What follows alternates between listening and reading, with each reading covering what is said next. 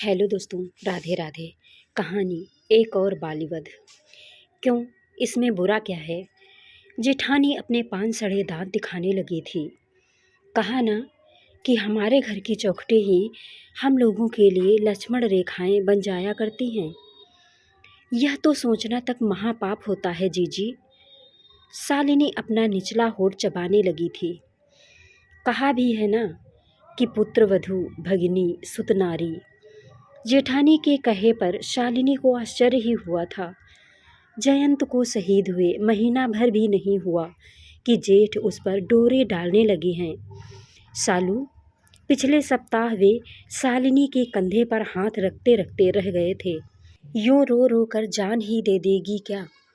शालिनी अपना निचला होठ काट कर उधर से दूसरे कमरे में चल दी थी।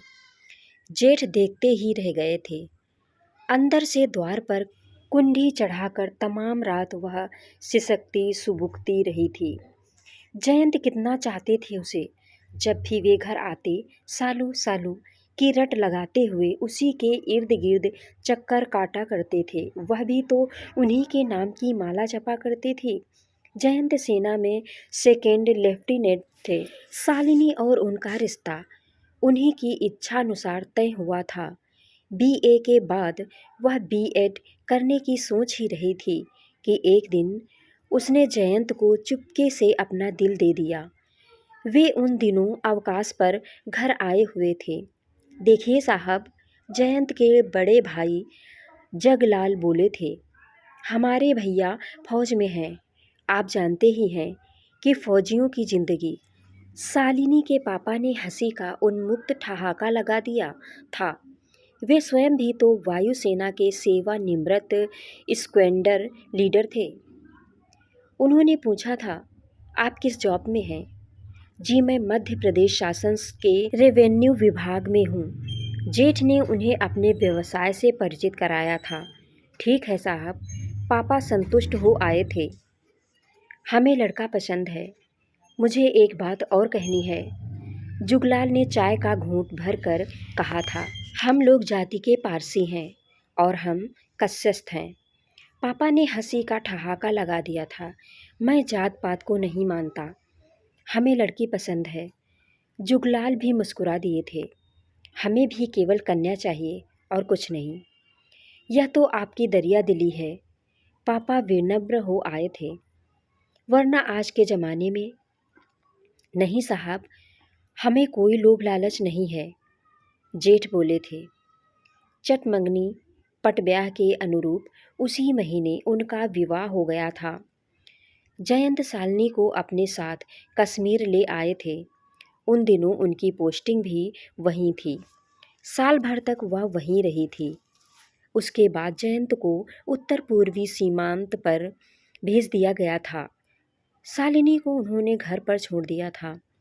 2 महीने पहले जयंत महीने भर की छुट्टियों पर घर आए हुए थे। शालिनी की प्रसन्नता का कोई और छोर न था। जयंत भी तो उसी में डूबने लगे थे। एक दिन उसकी ठोड़ी उठाकर उन्होंने कहा था, इस बार मैं तुम्हें उत्तर पूर्वी सीमांत की सैर कराऊंगा। फैमिली साथ रहने की अनुमति मिलते ही मैं तुम्हें भी साथ ले चलूंगा। जयंत ड्यूटी पर गए तो शालिनी उदास हो आई थी। सीमांत पर पहुंचते ही उन्होंने वहां से अपनी कुशल क्षेम भेजी थी। उसके सपने कुल बुलाने लगे थे। उनमें वह उत्तर पूर्वी सीमांत पर कुलांचे भरा करती, किंतु उस दिन तो उसके ऊपर जैसे वज्रपात ही हो गया जब घर पर तार आया था कि जयंत एक हेलीकॉप्टर दुर्घटना में शहीद हो गए हैं। शालिनी गुमसुम ही हो आई थी। उसकी आंखें जैसे पथरा गई थीं। धीरे धीरे उसमें गीलापन भरने लगा था और अब तो उसकी आंखों की बरसात थमती ही नहीं है। बरसती आंखों के कारण उसकी दृष्टि भी धुंधलाने लगी है। उस घर में शालिनी की स्थिति धोबी के कुत्ते की तरह हो आई है। जो सास कभी उसे सिर आंखों पर बिठाया करती थी, वही अब उसे जब तब जली कटी सुनाने लगी है। जिस जेठ ने कभी उसकी ओर आंख उठाकर भी नहीं देखा था, उन्हीं की नीयत में अब खोट भरने लगा है। जीजी, सुबह उठते ही शालिनी ने जेठानी से गिला शिकवा किया था। जेठ जी कुछ हारी, कांता के होठों पर सातिर मुस्कान उभर आई थी। लगता है उन्हें तेरी जवानी पर तरस आ रहा है। हमारे यहाँ भाभी बहू के रिश्तों में कोई अंतर नहीं होता।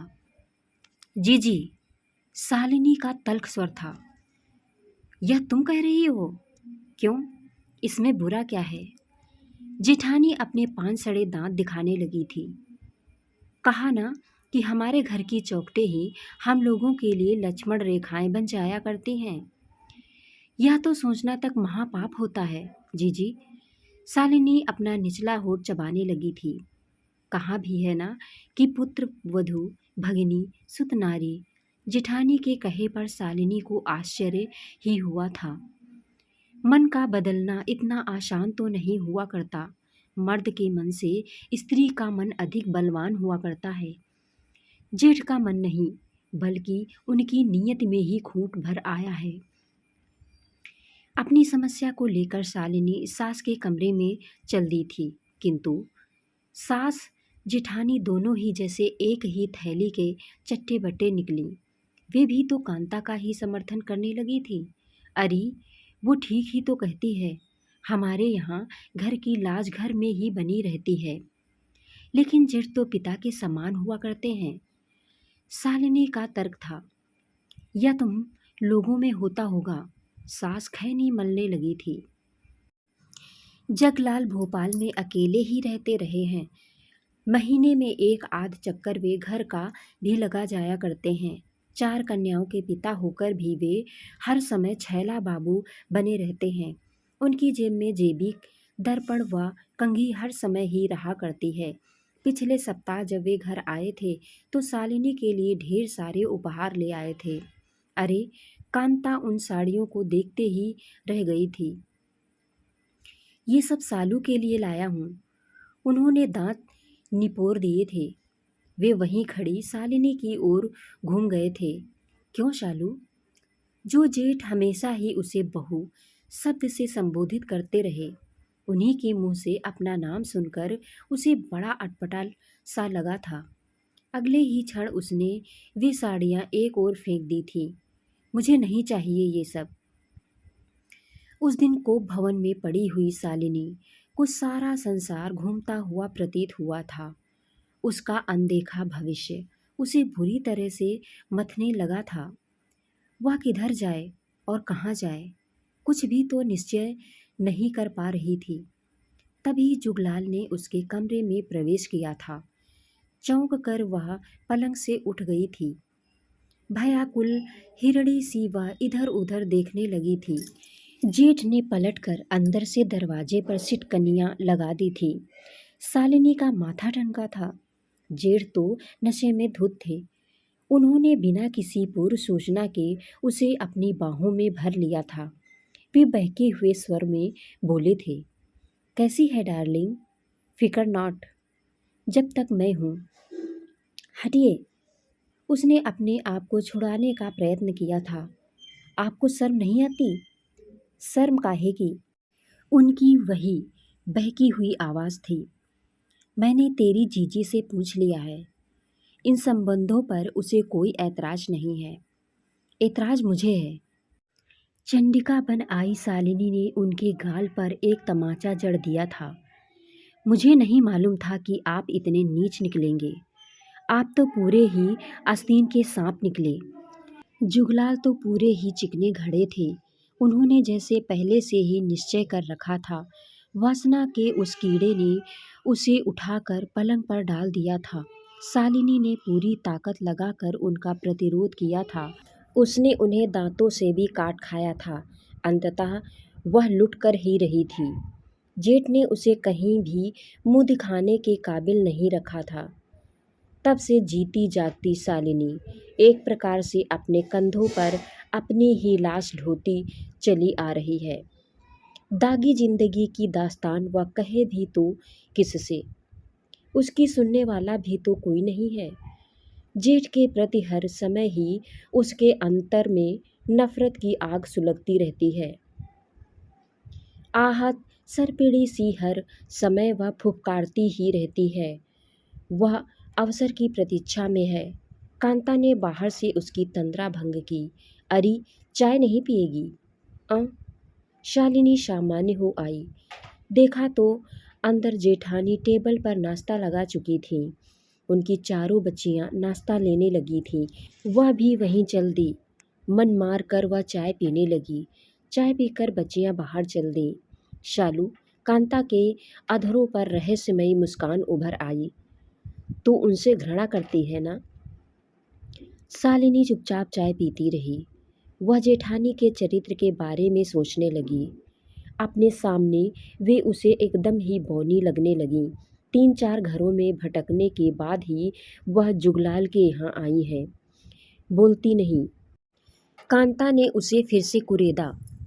आज वे आ रहे हैं क्या? शालिनी ने पूछा। हाँ, उन्होंने रात की गाड़ी से आने को लिखा है, कांता ने बताया। तू किसी प्रकार की चिंता न कर। जो बीत गया उसे भूल जा। धीरे धीरे सब ठीक हो जाएगा। शालिनी का मन हुआ कि जेठानी के मुंह पर थूक दे, किंतु वह ऐसा भी तो न कर सकी। देख रही, कांता के स्वर में मिश्री घुल आई। मैं तो अब माँ बनने से रही, फिर क्यों न तेरी कोख? आखिर बंस बेल भी तो। शालिनी खून का घूंट पीकर रह गई। चाय पीकर वह बाहर आंगन में चल दी। शाम धीरे धीरे रात में ढलने लगी। कांता एक कमरे में शालिनी के सोने की व्यवस्था करने लगी।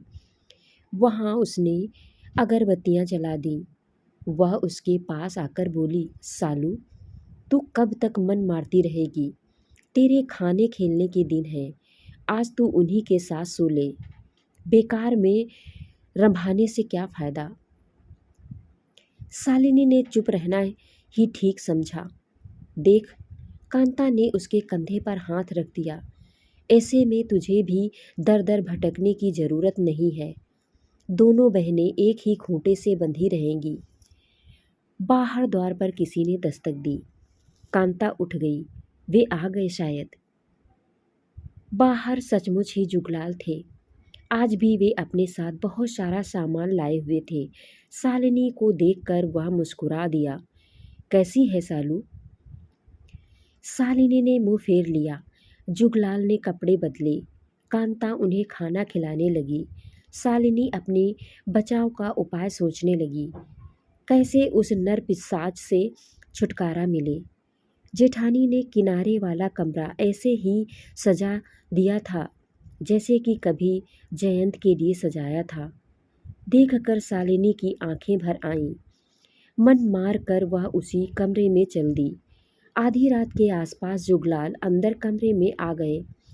शालिनी अब भी अपने बचाव का रास्ता नहीं सोच पाई थी। तभी उसे एक उपाय सूझ आया। कैसी है डार्लिंग? कमरे में आते ही जुगलाल ने उसके लिए अपनी दोनों बाहें पसार दी। उनके मुंह से शराब के भभाके उठ रहे थे। शालिनी बाहरी मन से मुस्कुरा दी। आज मेरा दूसरा ही दिन है। आप कल परसों? ओह, जुगलाल ने हिचकी भरी। यह तो अच्छी बात है। कल सुबह सवेरे सबसे पहले मेरा ही मुंह देखना। इससे हमारा कुल दीपक भी हमारी ही शक्ल का होगा।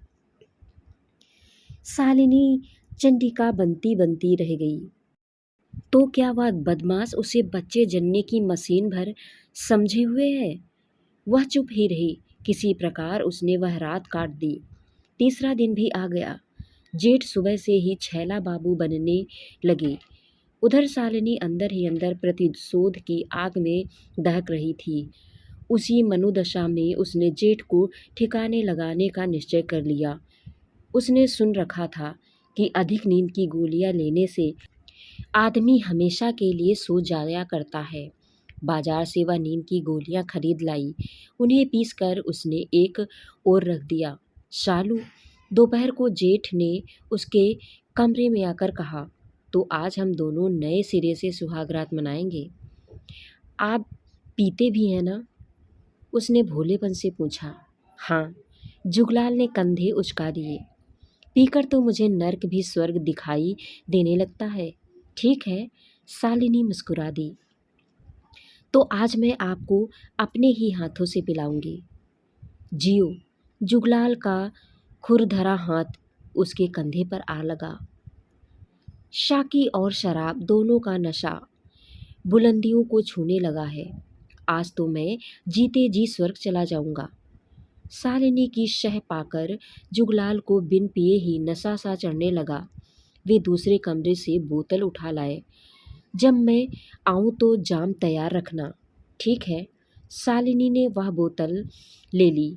आधी रात हो आई थी। शालिनी पिसी हुई नींद की गोलियों को ग्लास में डाल चुकी थी। बाहर आहट हुई। वह ग्लास में शराब उड़ेलने लगी। ऐसे में उसकी आंखों के आगे एक दूसरा ही दृश्य नाचने लगा। वह कोर्ट के कटघरे में खड़ी है। सरकारी वकील दलील पर दलील देता हुआ उसे दोषी सिद्ध करता आ रहा है। द्वार की ची चू ने शालिनी के उस दृश्य को धो पोंछ दिया। सामने खड़े जुगलाल को देखकर उसका कलेजा तेजी से धड़कने लगा। अंदर के दृश्य को देखकर उसकी बाहें ही खिल आईं। सेंटर टेबल पर शराब का ग्लास लबालब भरा रखा था। उसके मुंह में पानी भर आया। हम आ गए जाने मन। किसी खलनायक के अंदाज में जुगलाल उसी की बगल में आ बैठे। साकी और शराब भी तैयार है। शालिनी ने उसके हाथ में वह जाम थमा दिया। आज तो मैं भी जीते जी। जुगलाल घूंट पर घूंट भरने लगे। हर घूंट उन्हें मदहोश करने लगा। ग्लास खाली करते ही वे नीचे एक ओर लुढ़क गए। उनका मुंह खुला का खुला ही रह गया। शालिनी ने पिच से उनके मुंह पर थूक दिया। अगले ही क्षण उसके हाथ अटैची में कपड़े ठूंसने लगे। शराब की बोतल और ग्लास दोनों को तोड़कर उसने उन्हें गटर में फेंक दिया। उधर जुगलाल एकदम ठंडे पड़ चुके थे। बाहर शाय शाय कर रात गुजरती जा रही थी। भयाकुल शालिनी वहाँ से जल्द भाग जाना चाहती थी। हाथ में अटैची लिए हुए वह कमरे से निकलकर बाहर सड़क पर आ गई। अशांत शालिनी की आंखों के आगे अब एक दूसरा ही दृश्य उजागर होने लगा। उसे फांसी के फंदे पर चढ़ाया गया है। उससे उसकी दिली इच्छा पूछी जा रही है। भविष्य की तो कल्पना मात्र से ही उसका सारा शरीर पसीने से तर-बतर हो आया। जो होगा देखा जाएगा। शालिनी स्वयं को धैर्य बंधाने लगी। वह और भी तेज तेज कदमों से बस अड्डे की ओर जाने लगी। तो दोस्तों, कैसी लगी ये कहानी कमेंट करके अवश्य बताएं। ऐसी ही कहानी सुनने के लिए हमारे चैनल को सब्सक्राइब, वीडियो को लाइक अवश्य करें। Thanks for watching.